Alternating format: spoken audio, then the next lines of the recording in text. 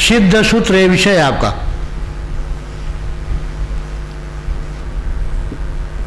संक्षिप्त विवरण है वो सिद्ध सूत्र में आता है।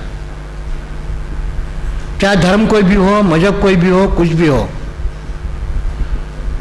लेकिन सृष्टि निर्माण कैसे हुई है,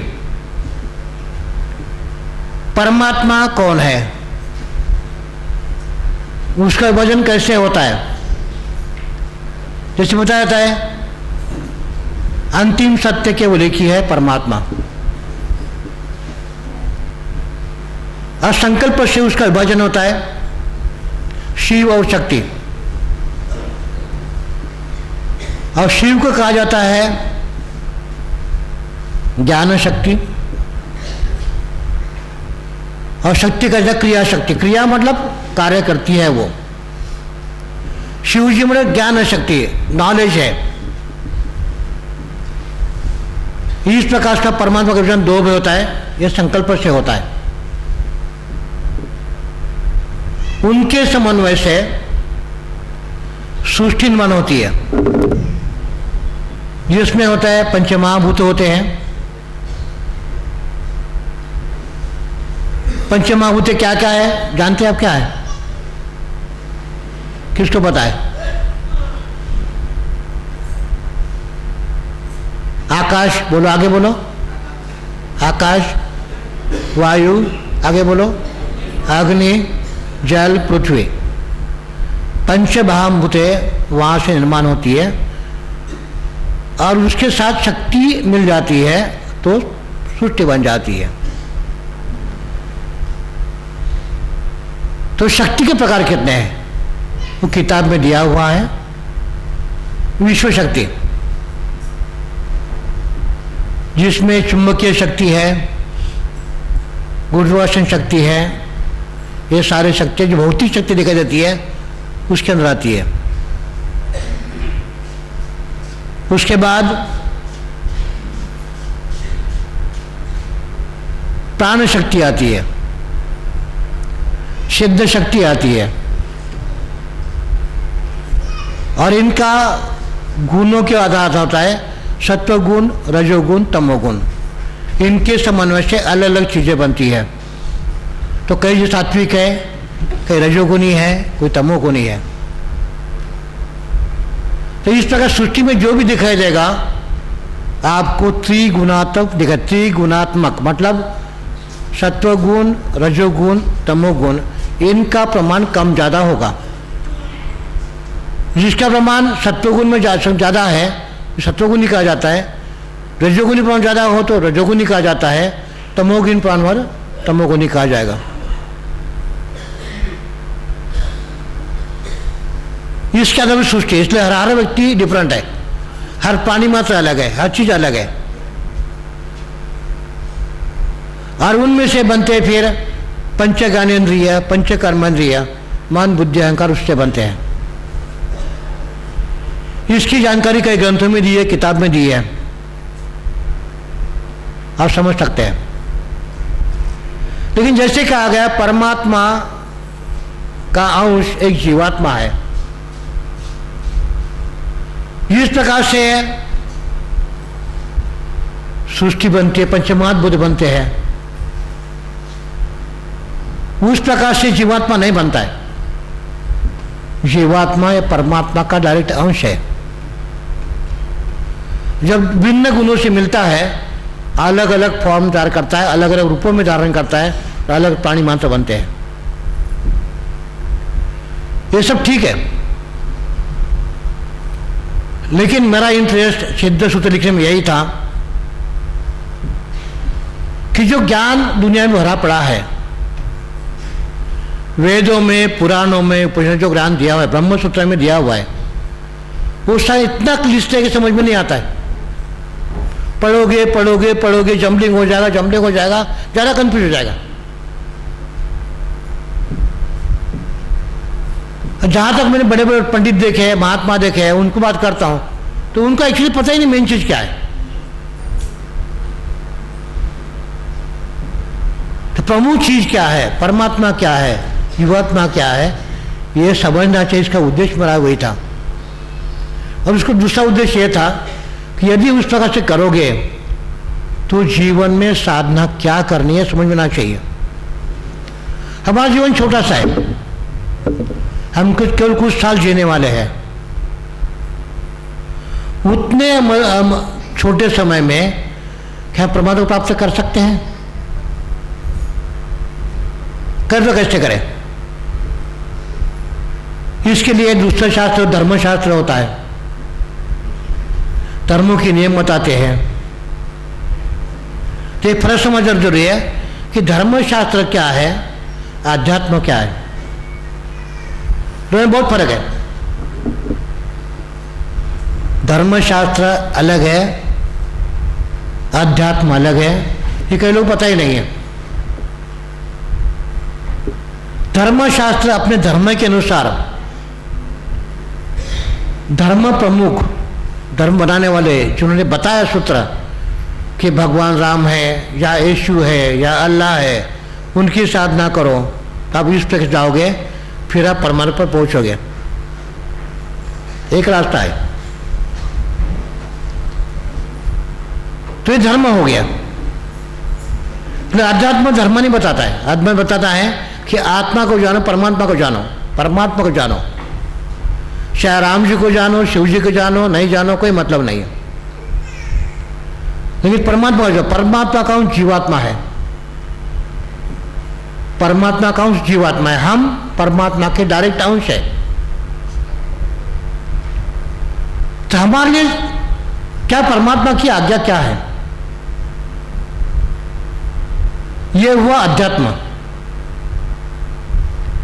ये धर्म अलग बताता है। धर्म बोलता है कि यीशु है, वो सब कुछ है, उसको जानो आपका कल्याण हो जाएगा। तो इस प्रकार से परमात्मा जो सृष्टि बनाई है, इसका विभाजन डायरेक्ट अध्यात्म में आता है, लेकिन धर्म ने उसको टुकड़े टुकड़े बांट दिया। हिंदू बोलेगा राम जी को बोलो, आप वहां पहुंचोगे। शिव जी का पहुंचोगे, वह परमात्मा पहुंचोगे। अल्लाह का करो, सब अपने अपने धर्म के साथ देवता होते हैं। तो क्या परमात्मा जाते हैं परमात्मा के पास? प्रश्न ये आता है। शिव जी की साधना किए तो परमात्मा पहुंचोगे या नहीं पहुंचोगे? प्रश्न आएगा नहीं आएगा?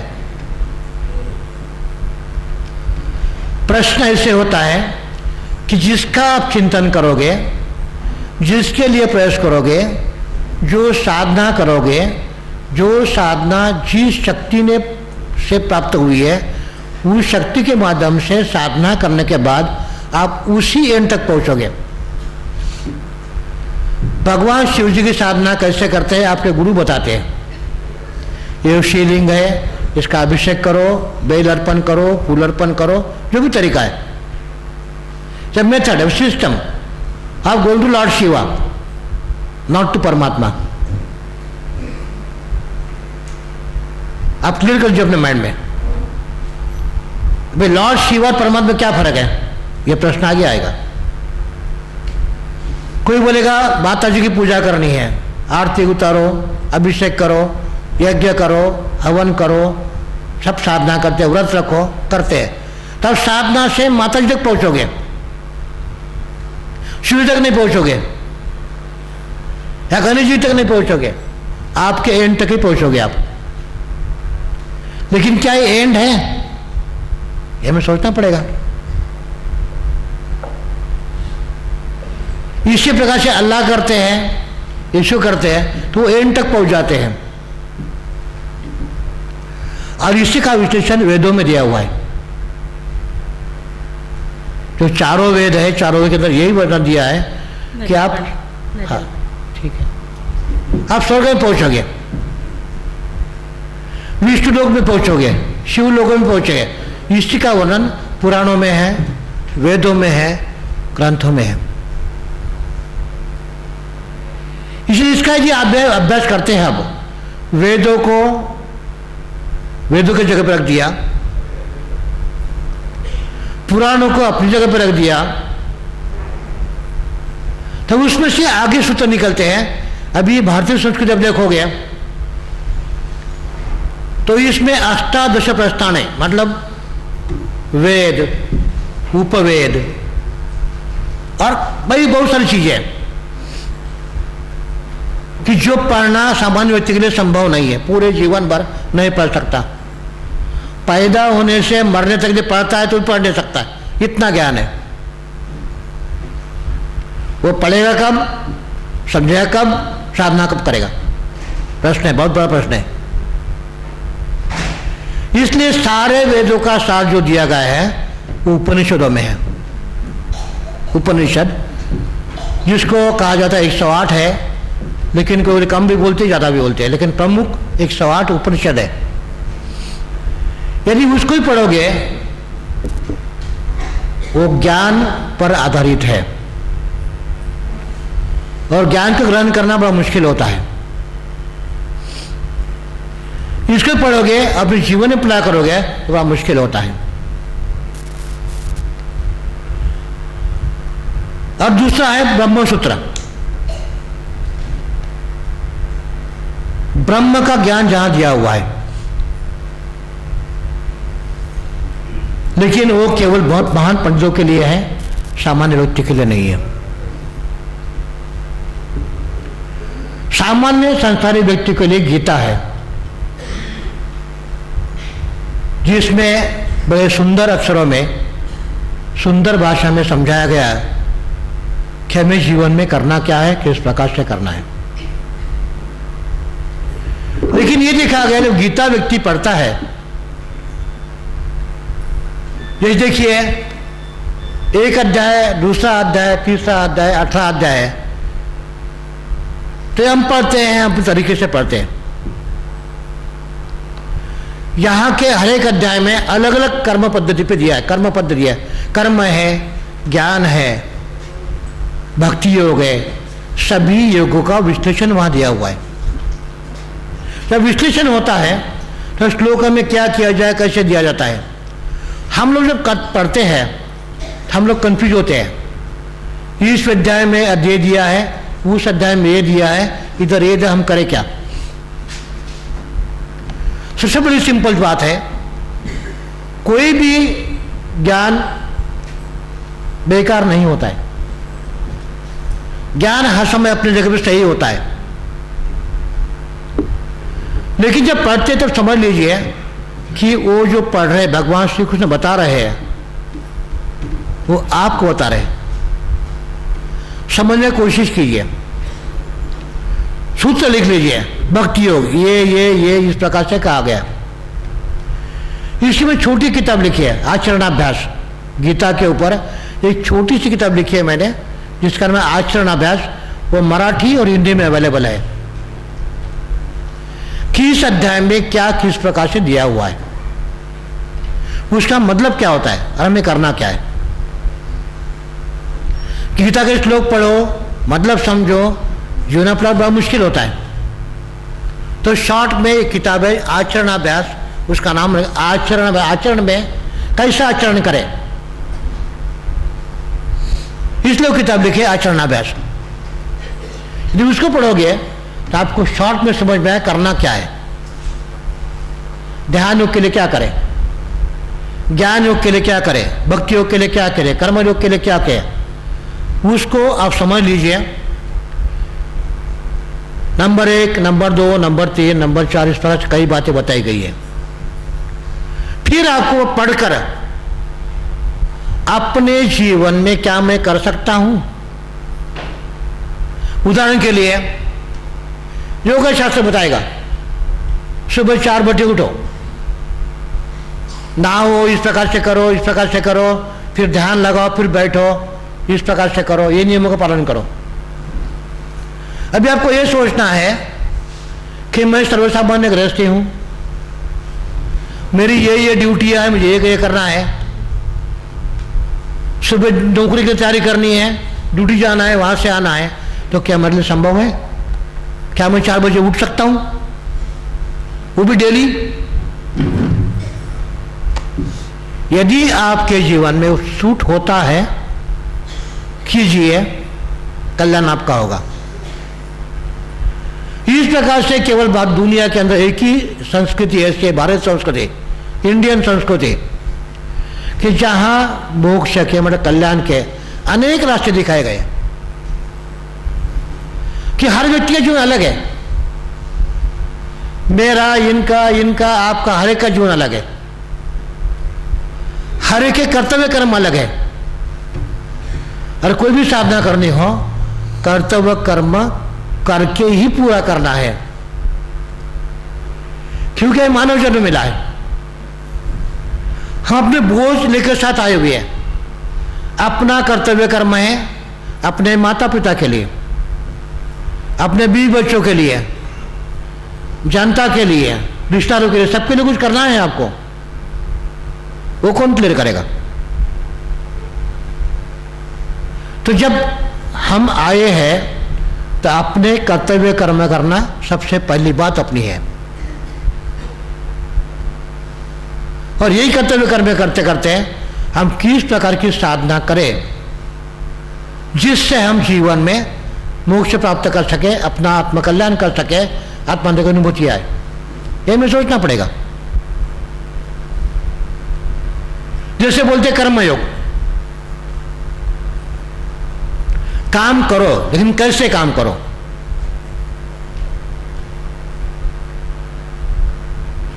इसके सूत्र वहां दिए हुए हैं। 100% कर्मयोगी बनना मुश्किल है, 100% ज्ञान योगी बनना मुश्किल है, मतलब कोई भी 100% बनना मुश्किल है, क्योंकि हम सर्वसामान्य गृहस्थी है। और सर्वसामान्य गृहस्थी के लिए बहुत सारे बंधन होते हैं, तो पालन करना होता है। तो यहां तक देखा गया, आज तक का अनुभव ऐसे है कि हम गृहस्थी करते हैं, गृहस्थी करते करते आध्यात्म का प्रयास करते हैं, तो जो आध्यात्मिक पद्धति बताई गई है सर्वसामान्य के लिए बहुत क्लिष्ट है, समझ में नहीं आती। अध्यात्म यहां तक सिखा गया है कि ऐसे कपड़े पहनो, इस प्रकार बिहेवियर करो, इस प्रकार से करो। तो इस प्रॉब्लम में क्या होता है, या तो गृहस्थी छूट जाती है, या आध्यात्म छूट जाता है, या कुछ ना कुछ छूट जाए। ये करूं या ये करूं, ये करूं या ये करूं, पूरा नहीं हो सकता है। लेकिन ये शास्त्र सभी बहुत अच्छे हैं और इसका आचरण दुनिया में होता आया है आज तक। सत्ययुग से लेकर द्वापर युग तक उसका अच्छा चलता रहा, क्यों? सत्य था। लेकिन कलयुग आरंभ होने के बाद हर चीज में परिवर्तन हो गया कलयुग के प्रभाव से। कलयुग तमोगुणी है, युग बने सत्ययुग सत्वगुणी। त्रेता युग में सत्वगुण कम हो गया, रजोगुण बढ़ गया। द्वापर युग में रजोगुण पीक पे चला गया, सत्वगुण नीचे चला गया और रजोगुण उछलने लगा। तमोगुण अभी कलयुग में पूरा है। इसमें आप देखोगे जहां जो भ्रष्टाचार क्या क्या हो रहा है सब देख रहे हैं हम, ये इफेक्ट है तमोगुण का। तमोगुणी होने के कारण सत्वगुण सप्रेस हो गया, जिसके कारण जितनी साधनाएं वेदों में, उपनिषदों में, पुराणों में, सब में दी हुई है, वो साधना का फल मिलना मुश्किल हो गया। जो हम खाते हैं वो दूषित है, जो सांस लेते हैं वो दूषित है, वो पीते हैं वो दूषित है, विचार भावनाएं दूषित है, तो विकास कैसे होगा?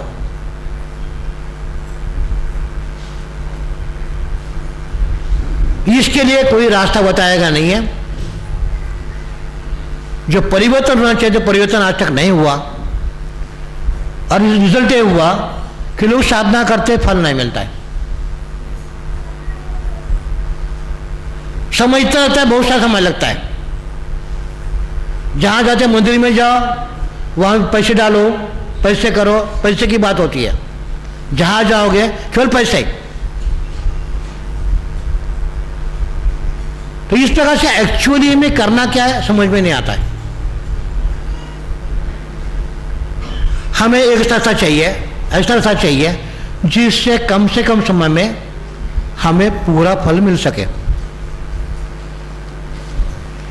ये तो शास्त्रों के संभव नहीं है। यदि हम भारतीय संस्कृति देखें तो जो पाप हम लोगों से होते हैं, जाने अनजाने में कुछ तो भी होता है, पाप हो जाता है, उस निकाले कैसे, तो बड़ा प्रॉब्लम होता है। यदि प्रायश्चित्त कर्म शास्त्र दिया हमारे पास भारतीय संस्कृति में है, प्रायश्चित्त कर्म इस नाम से अलग शास्त्र बना हुआ है। किसे पढ़ा होगा तो आप देखिए, जरूर किताब को देखिए, प्रायश्चित्त कर्म। उसमें जो उपाय बताए गए हैं वो सर्वसामान्य व्यक्ति नहीं कर सकता है, बहुत मुश्किल है। कोई किसी को चांस में जरूर देखिए, प्रायश्चित्त कर्म नामक किताब है, उसमें सारे प्रायश्चित्त कर्म दिए हैं कि क्या गलती हो गई तो हम क्या करें। जो रास्ता बताई गई थी पद्धति है, उस प्रकार से करना सर्वसामान्य व्यक्ति के लिए संभव नहीं है। तो रास्ता क्या बचा है?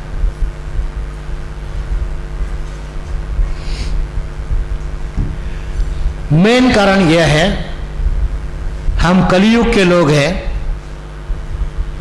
वातावरण पूरा दूषित है, गंदे वातावरण में रहते हैं, प्योर कुछ भी नहीं मिलता है, उसमें से अपना उत्कर्ष कैसा हो, आत्मदेव अनुभूति कैसे मिले। तो इसमें केवल आपकी सेवा के लिए सिद्ध शक्ति काम कर सकती है और कोई नहीं कर सकता। तो अभी बना है शॉर्टेस्ट पॉसिबल कट। हम प्रैक्टिकल देखते हैं, साधनाएं बहुत सारी दुनिया में चलती है, कोई पूजा करता है, कोई पारायण करता है, कोई तीर्थ यात्रा करता है, लेकिन ये देखा गया कि जो साधना में इस प्रकार से लगते हैं उनका ही अहंकार बढ़ जाता है। मैं 10 बार तीर्थ यात्रा की है, मैंने 100 बार गीता पढ़ी है, मैंने ये किया है, मुझे ये आता है, मुझे वो आता है। प्रैक्टिकल रिजल्ट आज तक देखा गया कि जो भी साधना कर रहा है उसका अहंकार बढ़ना शुरू होता है। अहंकार बढ़ता है, इसका मतलब उसका उत्कर्ष नहीं हुआ, वो नीचे चला गया, डिग्रेडिंग, उत्कर्ष नहीं हुआ। साधना ऐसी हो जिससे अहंकार समाप्त हो जाए, हम परमेश्वर से, परमात्मा से लीन हो जाए, अपनापन नष्ट हो जाए तो परमात्मा मिल सकते आप। जब अपनापन स्ट्रांग हो तब ईश्वर साथ नहीं मिल सकते। कैसे मिलोगे?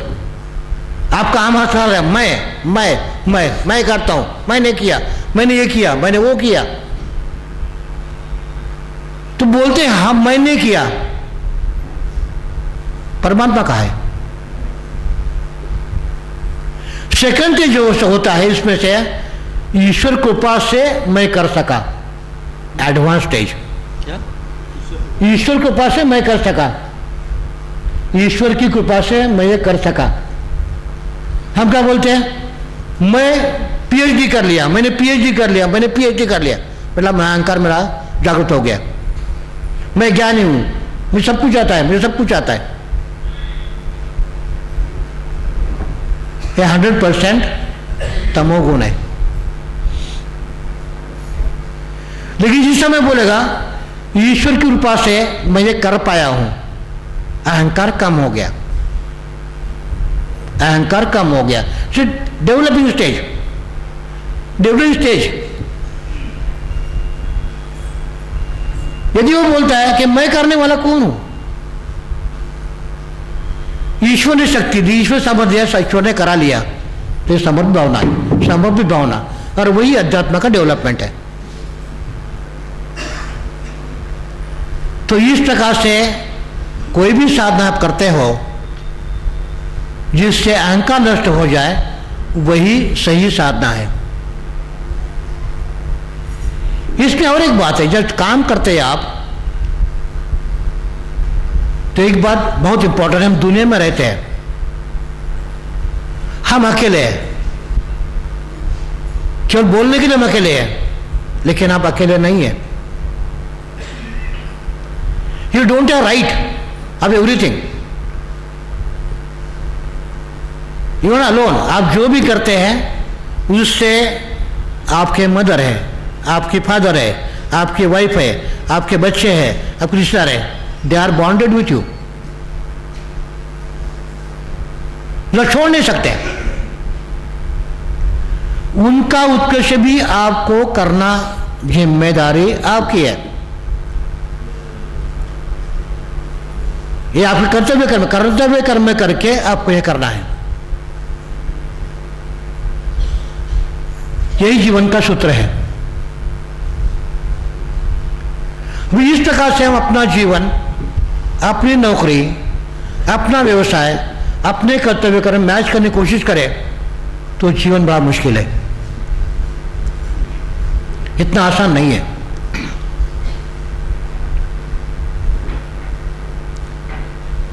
तो सबसे आसान रास्ता क्या है? हमने धर्म देखा है, राम जी की साधना करेंगे, शिव जी करेंगे, माता जी करेंगे, उस एंड पे जाएंगे, परमात्मा तक नहीं पहुंचेंगे। यदि आपकी साधना उतनी हो गई, भगवान शिव जी प्रसन्न हो गए, तो भगवान शिव जी आपको वहां भेज सकते हैं, लेकिन उतनी साधना के बाद, उसके पहले नहीं। ये धर्म का रास्ता ये किस प्रकार से है? धर्म से शक्ति बढ़ती है, जरूर है, लेकिन यदि आप आध्यात्मिक साधना करते हैं तो आपका रास्ता रास्ता आसान है। आत्म प्राप्ति के लिए, परमात्मा प्राप्ति के लिए आवश्यक क्या है? नंबर 1, अपना अहंकार नष्ट होना। ठीक है, नंबर 1, अपना अहंकार नष्ट होना। नंबर 2, अपनी जिम्मेदारियां जिस प्रकार से हो पूरी करने का प्रयास करना। 100% संभव नहीं होता है, लेकिन जितनी जिम्मेदारियां आप प्रामाणिकता से सिंसियरली पूरी कर सकते हैं, पूरी करना आपका कर्तव्य कर्म है।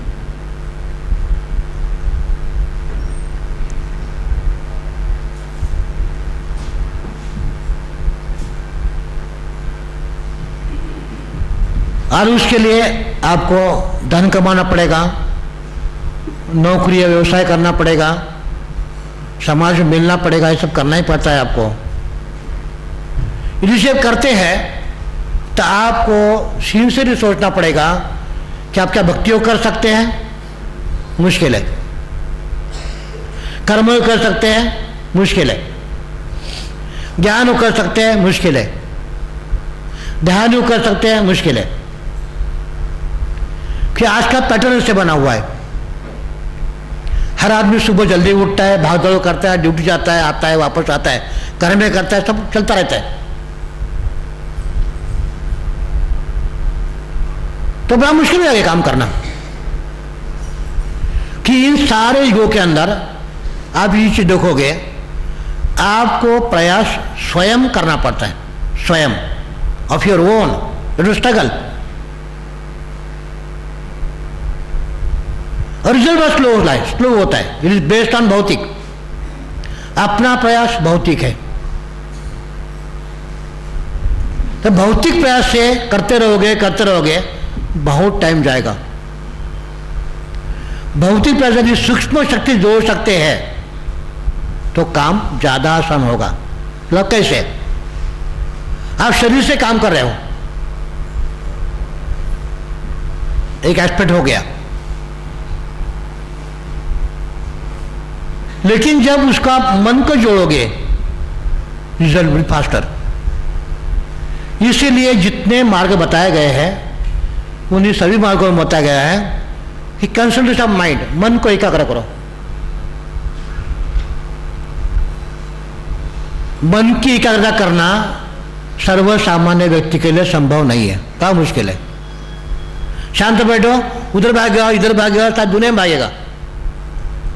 जितना करोगे उतना भागेगा।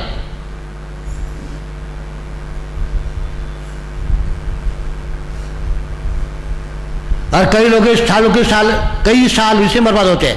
मन एकाग्र करो, एकाग्र करो, एकाग्र करो, वो होता ही नहीं, होता ही नहीं, होता ही नहीं।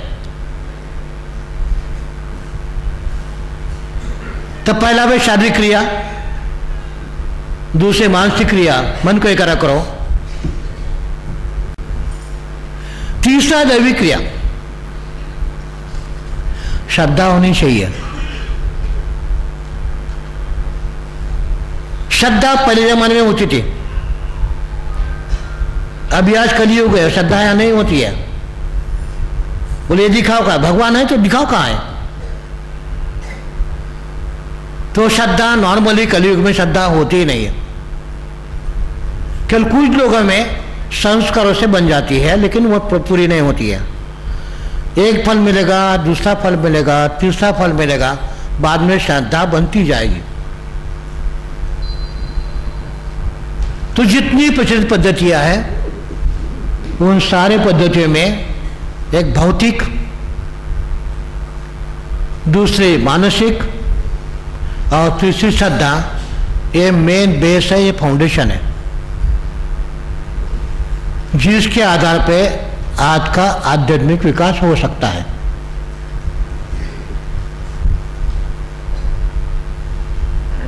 लेकिन ऐसे भी करोगे, समय कितना लगेगा, कितना टाइम लगेगा, ये बड़ा सोचना है कि मन में करोगे तो आसान नहीं होता है। श्रद्धा धीरे धीरे बिल्डअप होगी, उसमें कितना टाइम जाएगा पता नहीं। तो ये मेन 3 सूत्र सभी साधनाएं, जितनी दुनिया में साधनाएं हैं, चाहे धर्म कोई भी हो, 3 का बेस है, शरीर, मन और श्रद्धा।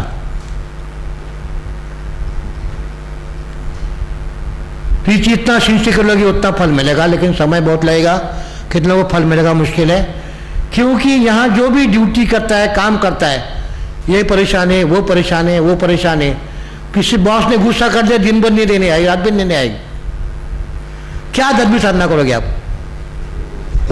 बीमार कोई हो गया, दवाई के लिए भागो, एडमिट करो, ये करो, कहाँ साधना बच गई आपकी? आज यही होता है, यही होता है। कलयुग है, प्रश्न अनेक, दुख अनेक, सुख मुश्किल से मिलता है। तो प्रश्न आएगा, डेवलपमेंट कैसे होगा? तो इसीलिए सिद्ध पद्धति में पहली बार सिद्ध शक्ति को इंट्रोड्यूस किया गया। सिद्ध पद्धति में पहली बार सिद्ध शक्ति को इंट्रोड्यूस किया गया।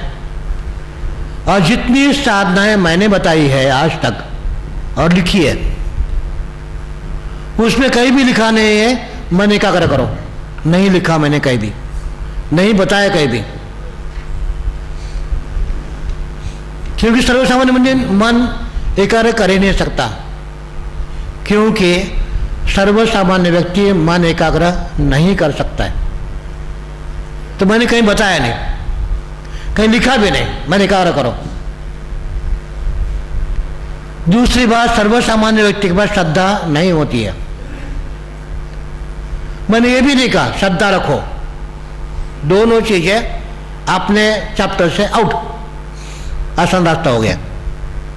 यही काम होता कैसे है? अभी प्रश्न आएगा, यही काम होता है लेकिन कैसे?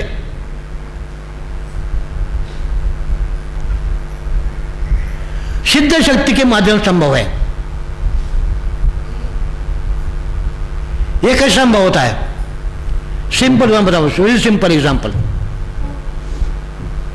परमात्मा, उसके हम अंश है जीवात्मा,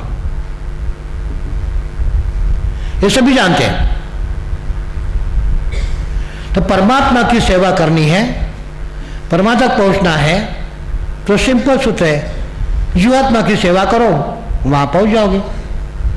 डायरेक्ट कॉन्टेक्ट टू परमात्मा, डायरेक्ट कॉन्टेक्ट टू परमात्मा।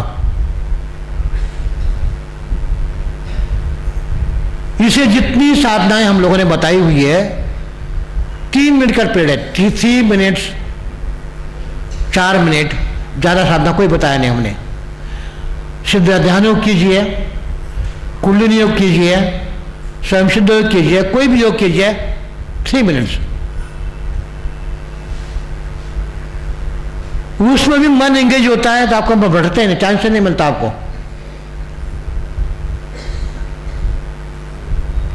और एक्चुअली सूत्र क्या कहता है, ब्रह्म सूत्र क्या कहता है, उपनिषद क्या कहता है? यदि आपकी लिंक परमात्मा अगर कुछ सेकंडों के लग जाए तो भी आपका कल्याण होगा। ये यहां संभव होता है, क्योंकि आपको टेंशन कुछ भी नहीं है, मन कार्य करना नहीं है, श्रद्धा हो ना हो कोई प्रॉब्लम नहीं है, साधना करो आपका काम हो जाएगा।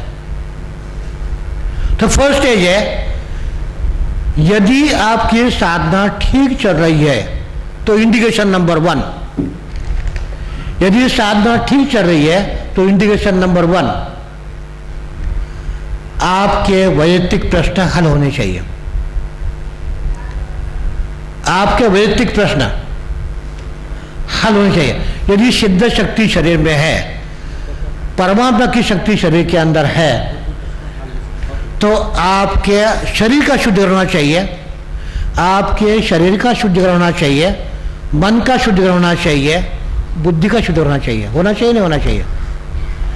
चाहे ईश्वरी शक्ति हो, चाहे परमात्मा की शक्ति हो, वो सब शुद्ध होना चाहिए, अशुद्ध निकलना चाहिए। फिर आपका शरीर साफ होना चाहिए, मन साफ होना चाहिए, बुद्धि साफ होना चाहिए।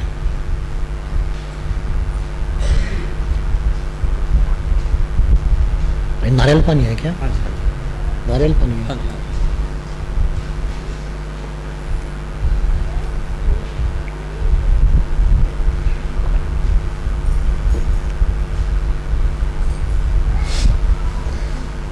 एक शरीर के ऊपर अत्यावश्यक है, शरीर पे होना चाहिए, मन पे होना चाहिए, दिमाग पे होना चाहिए। यदि नहीं होता है तो आपको अनुभूति नहीं आई।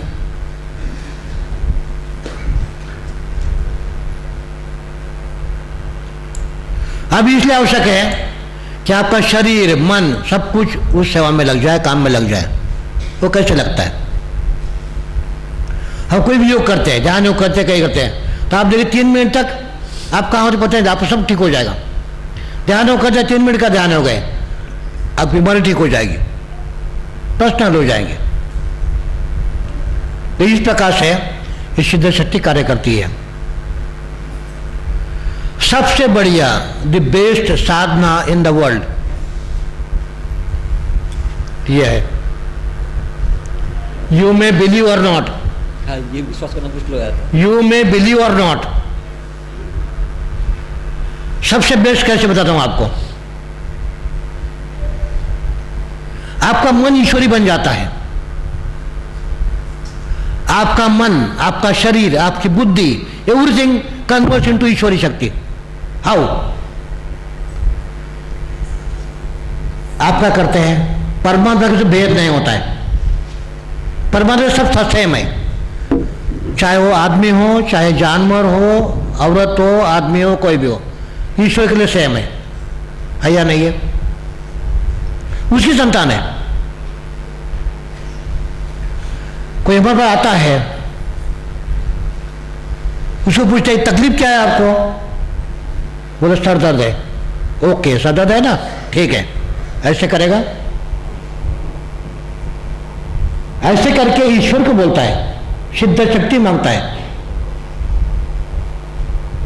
कि इसका कल्याण हो, इसका कल्याण हो। भावना क्या होती है? इसका कल्याण हो। ईश्वर शक्ति के माध्यम से उसका कल्याण होने के लिए संकल्प करता है। सिद्ध शक्ति आती है, लेता है, उसको शक्ति देता है, और उतनी क्रिया से उसका पूरा शरीर तत्व का चेंज होता है, एनर्जी फील्ड इज कन्वर्टेड, उसका बीमारी ठीक होता है, तकलीफ ठीक होता है। इसमें जो प्रोसेस है, एक आत्मा हीलर, दूसरा आत्मा पेशेंट। आत्मा ने आत्मा की सेवा की है, जो ठीक हो जाए, जो आनंद आएगा वो आत्मानंद है। रियल आत्मानंद केवल इसमें मिलेगा आपको, और कहीं नहीं मिलेगा। आत्मानंद क्या है? आत्मानंद क्या है? आत्मा इस केवल आनंद आनंद आनंद और केवल आनंद ही आनंद। ये वेदों में बताया गया, हर चीज में बताया गया। आत्मा क्या है? केवल आनंद आनंद आनंद। उसमें जीवात्मा बनता है। हम जीवात्मा के दर्द पीड़ा निकालते हैं, उससे जो आनंद होता है वो आत्मानंद है। Simplest and the best exercise in the world of its kind. दूसरी कोई साधना दे सकती है। मंत्र जाप करोगे पता नहीं कितना मिलेगा। तो ये सबसे अच्छी आध्यात्मिक साधना है जो परमात्मा तक पहुंचाती है। और एक बार फिर देखोगे आप, जब किसी बड़े पेशेंट को ठीक कर देते आप, जो आपको आनंद मिलता है वो कई दिन तक चलता है। अनुभूति आती हुई, जिन्होंने किया है उनको अनुभूति आया होगा। हम एक पेशेंट ठीक करते हैं, कितना आनंद होता है। वो कार्य शक्ति कार्य कैसे करती है समझ लीजिए। सिंपल चीज है, जिस साधना से शक्ति का विकास होता वो सही साधना। जिस साधना से अपना विकास होता है वो सही साधना। उदाहरण के लिए लिख रहे हैं आप लोग, सोचते हुए बोलना पड़ेगा। या बोलिए।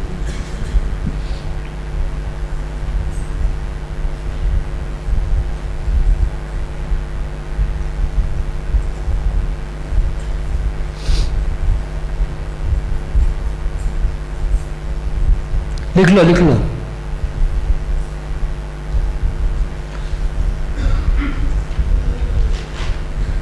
तो इस प्रकार से उदाहरण बताऊं मैं आपको, छोटा उदाहरण है। समझ लो आप हीलिंग के लिए बैठे हो, लाइन में पेशेंट है, 1 2 3 4 5 6 इस प्रकार से पेशेंट है। आप हीलिंग कर रहे हैं। पहले कुछ हीलिंग करते हैं, ज्यादा बार करना पड़ेगा। फिर करते रहो, एक पेशेंट, दूसरा पेशेंट, तीसरा पेशेंट। फिर क्या होगा, समय कम होता जाएगा। पहले में टाइम ज्यादा लगता है, दूसरे को कम लगता है, तीसरे को कम लगता है, चौथा, पांचवा, 10वां, 15, बाद में केवल हाथ लगाओ वो ठीक हो जाएगा। मतलब you are getting converted into the ईश्वरी शक्ति योर सेल्फ। नहीं समझे आप? You are getting converted into the सिद्ध एनर्जी, ईश्वरी शक्ति। आपका स्वयं का परिवर्तन उस शक्ति में हो रहा है, वो बढ़ रहा है, बढ़ रहा है, बढ़ रहा है, बढ़ रहा है।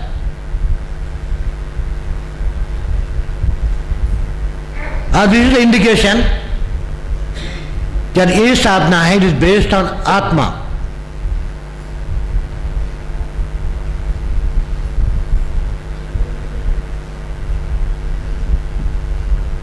ऐसे रिक्की में नहीं होता है।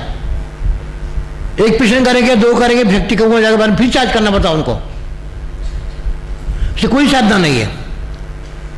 Only one Sadhana in the world, ये वाली, is getting increasing increasing increasing. चाहे ये करो या सेटलिंग करो।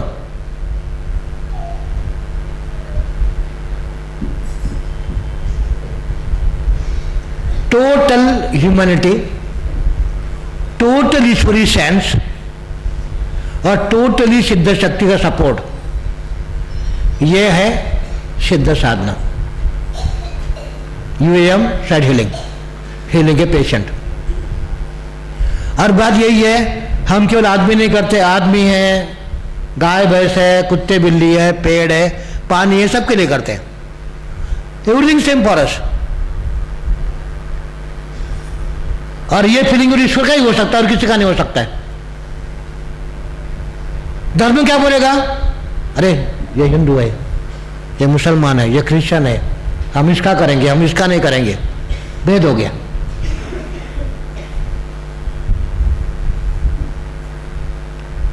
तो दिस ग्रेट हार्ट वो निधि परिपद हो और किसी के पास नहीं है।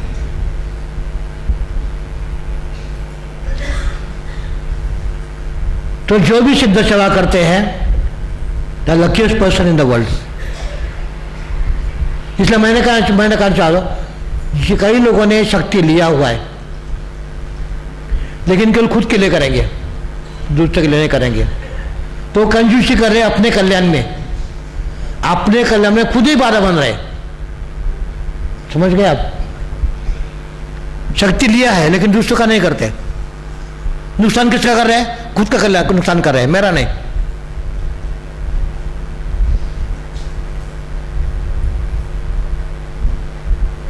कुछ लोग आते हैं, सीखते हैं, कोई क्या बोलेगा मैं इसे करूंगा तो कोई क्या बोलेगा, शर्म आती है। अरे बुरा काम थोड़ी करे, शर्म क्या नहीं है आपको? तो इस प्रकार से जो सिद्ध सेवा केंद्र खोलता है उसका आत्मोद्धार निश्चित है। जो भी सिद्ध सेवा केंद्र खोलता है उसका आत्मोद्धार निश्चित है।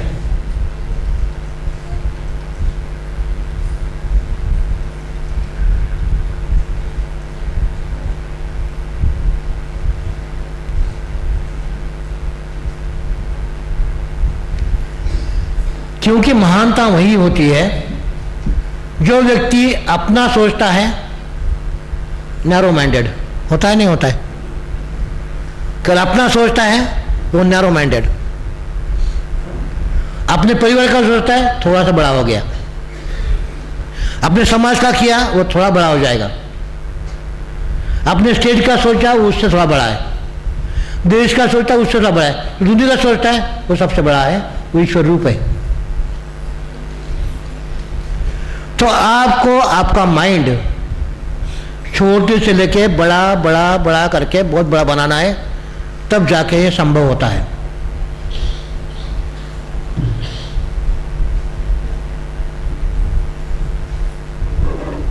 तो अभी मैंने शॉर्ट में बोल दिया आपको। आंखें बंद कीजिए और जो मैंने बताया उसको याद करने की कोशिश कीजिए।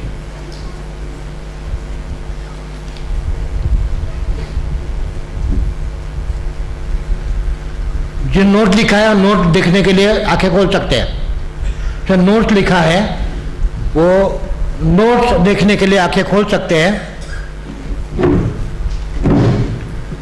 जो मैंने बताया उसको रिवाइज करने की कोशिश कीजिए।